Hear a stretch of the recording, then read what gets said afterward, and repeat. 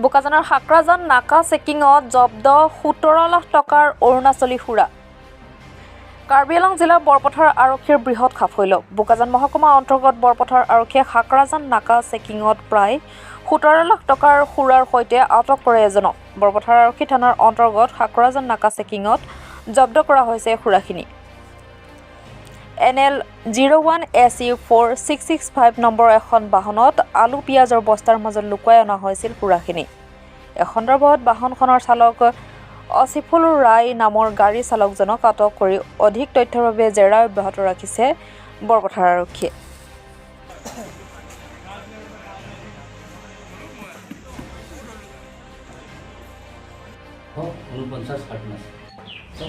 গুৱাহাটী কোনোবা পাৰ্কিং এটাৰ পৰা লুট কৰা বুলি গাড়ী এখনৰ পৰা পালাই কৰা বুলি আমি এতিয়া বৰ্তমান সোধপোছ কৰিছোঁ। সোধপোছত তেওঁ কৈছে যে গুৱাহাটী লখৰাৰ এটা পাৰ্কিঙৰ স্থান পৰা তেখেতে এই সুৰাখিনি লুট কৰিছে। এজন আটক কৰিছোঁ। তেখেতৰ নাম হৈছে আশ্ৰাফী দাস। সুৰাখিনি ছাৰ মূল্য কিমান হ'ব পাৰে? জানিব মানে সুৰাখিনিৰ মূল্য প্ৰায় 17 লাখ মান টকা। ক'লৈ গৈ আছিল? এখন এই ট্ৰাকখন সুৰাখিনি নিছিলে আপোনাৰ এই গুৱাহাটীৰ পৰা ইম্ফললৈ নিছিলে। অৰুণাচলী সুৰা অৰুণাচলৰ পৰা গুৱাহাটী, তাৰপিছত গুৱাহাটীৰ পৰা আহিছিল।